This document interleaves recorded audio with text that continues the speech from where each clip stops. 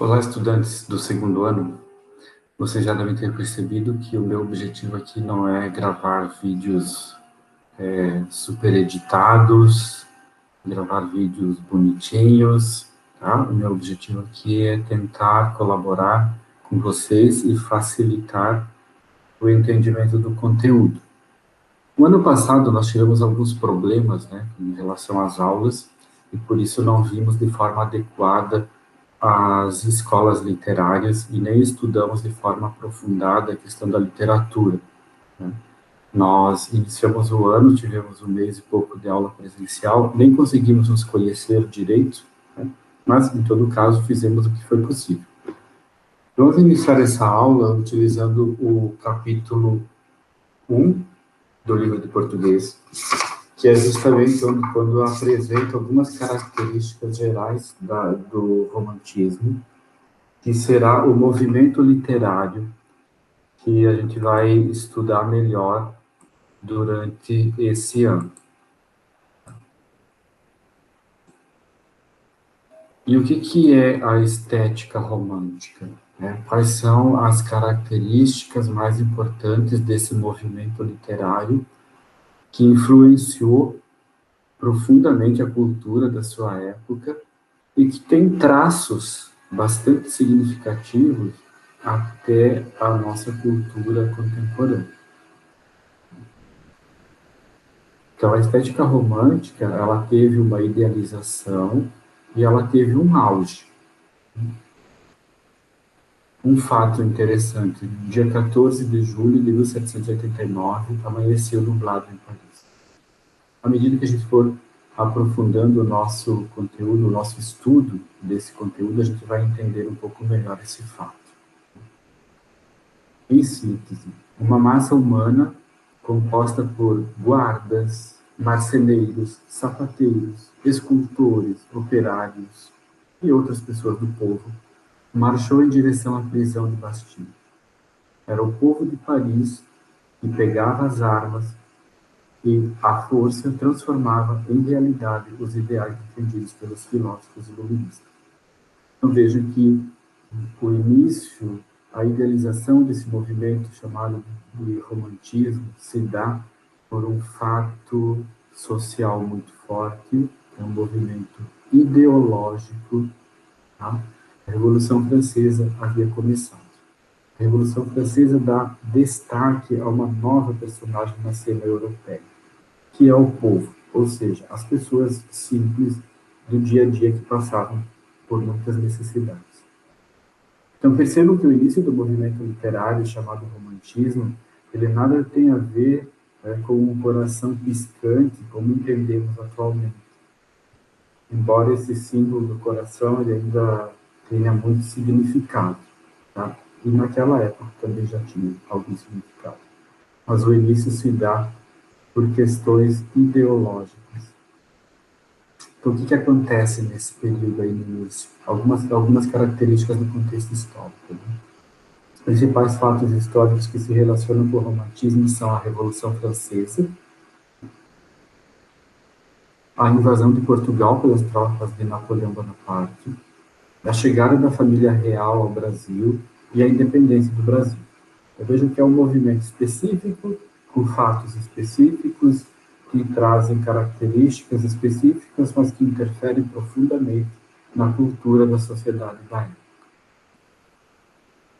Então, de um modo geral, algumas características, tá? A gente vai ver que, à medida que a gente se aprofundar no estudo, existem outras que a gente vai descobrir. O nascimento do cidadão, das pessoas simples, né, que cada indivíduo é importante. Aqui esse nascimento não é no mesmo sentido de quando a mãe dá à luz a um filho, mas no sentido de que socialmente ele ganha visibilidade.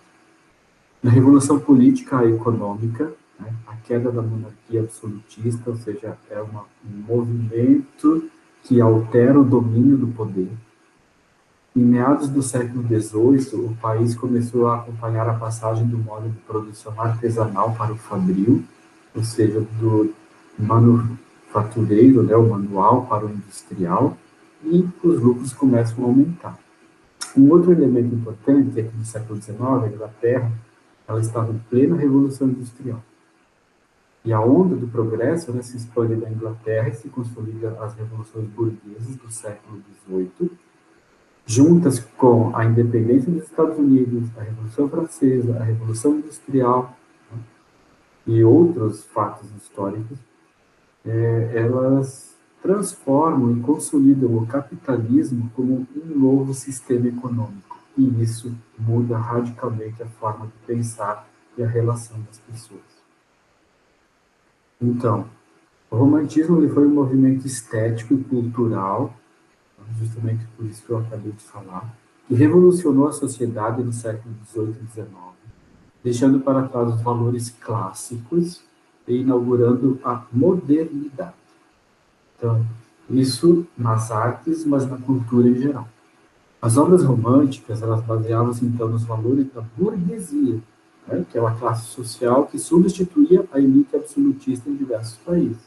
Então, há uma troca de poder, há uma troca de pensamento, e essa troca de poder e pensamento há uma alteração na produção escrita de cada época. Então, percebo que os movimentos sociais e políticos, eles interferem na cultura em geral, tá? E assim também vão interferir, influenciar na produção da cultura e da arte, alterando diretamente a literatura. Pois a literatura ela não nasce do abstrato, né? Ela não nasce do nada, ela nasce do envolvimento e do desenvolvimento das pessoas. Tanto é que a nossa literatura hoje é muito diferente da que era no início do século passado, por exemplo, né? Então, o romantismo, qual é a principal defesa do romantismo? É a força dos sentimentos. Os seus sentimentos são mais significativos do que a razão. Então, quando o burguês conquista o poder político, ele precisa criar uma referência artística, né? E não existia algo específico deles. E eles vão considerar que a emoção, a originalidade, o subjetivismo e a liberdade são traços importantes para eles. As pessoas precisam ser livres, mas as obras precisam ser originais, e precisam ter um traço subjetivo para ser mais difícil de, talvez, avaliar ou para dar possibilidade de mais pessoas interagirem com a arte. O que é a força dos sentimentos? A força dos sentimentos, na verdade, é a expressão da imaginação. E aí o projeto literário do romantismo é criar uma identidade estética para o burguês, né? Para o novo dominante da época. Para isso, eles vão valorizar cada indivíduo, como eu já falei, divulgação dos valores burgueses, né? Quais são esses valores? Trabalho, esforço e sacrifício. Aliás, são coisas que a gente acredita até hoje, né? Que se a gente trabalhar muito, se esforçar muito, se sacrificar, a gente tem sucesso na vida. Então vejam como isso foi um movimento forte. Exaltação do amor à pátria, né, e dos símbolos nacionais. Então surge, por exemplo, a bandeira nacional e outros símbolos. A fuga do presente e da realidade. Então começa ali a ideia de que a gente tem que mostrar que está sempre bem, que a gente não fica triste, né? E hoje eu acho que isso ainda está pior, né? A gente só tem que postar nas redes sociais os nossos momentos bons e maravilhosos, como se a vida só tivesse esse lado bom. A exaltação da imaginação e dos sentimentos e a liberdade de forma mais efetiva. Até o século XVIII, quem é que consumia a arte? Na verdade, a arte era consumida de uma forma muito restrita, só nos palácios, praticamente. E para romper com essa postura, né, racional da estética árica, do acesso à arte só para quem tinha muito dinheiro e vivia no palácio, o movimento romântico interpreta a realidade pelo filtro da emoção e passa, a partir de uma certa originalidade e subjetivismo, a defender que as pessoas, em geral, deviam ter acesso. Então, o público é muito heterogêneo, isso é, bem variado, mas há um número bem elevado de mulheres burguesas que se beneficiam do acesso à escola e passam a ser as principais consumidoras das obras românticas. Então, a mulher, além de ter cursos de corte e costura, que era comum na época, elas passaram a ter aulas de leitura, passaram a ter aulas de alfabetização, e com isso passaram também a ter mais acesso aos livros.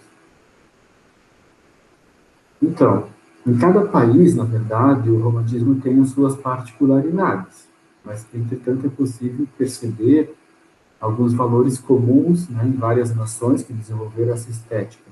Então, tem algumas características gerais que servem para todos os países. Assim. Uma delas, o egocentrismo, isso é, o indivíduo é encarado como o centro do mundo. Essa questão do egocentrismo, do aparecer, do se achar ao máximo, hoje também está em alta.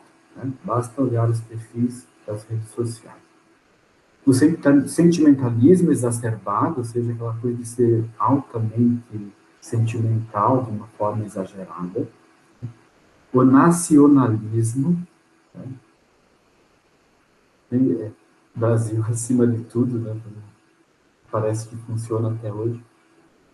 Idealização do amor e da mulher, então esse é um traço novo, bastante significativo. A mulher passa a ganhar espaço, alguns espaços, né? Porque também na época não eram tantos assim.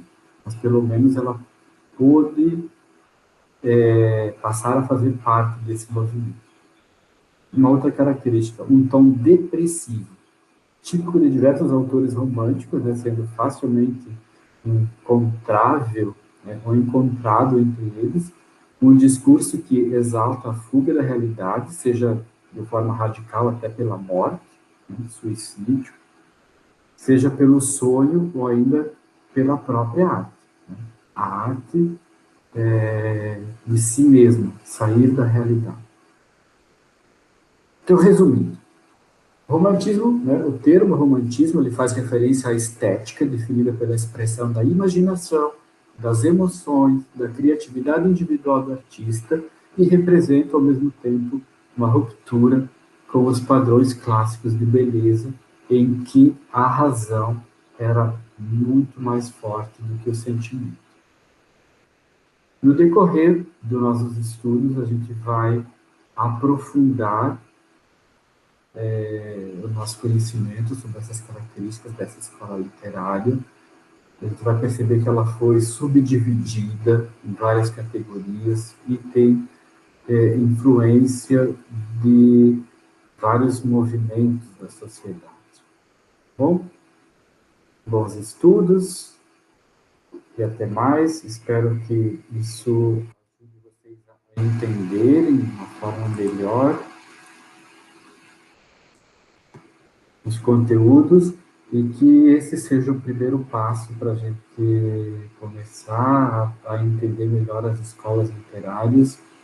Afinal de contas, vocês estão no segundo ano do ensino médio e é importante que vocês percebam as transformações culturais e que essas transformações culturais elas marcam, né, a cultura das pessoas e aí vocês certamente vão precisar ter esse conhecimento para daqui a pouco fazer um Enem, fazer um vestibular, ou mesmo para a vida, para o trabalho, né? Porque as escolas literárias trabalham também com essa questão da criatividade, então isso também é um aspecto que é importante para vocês.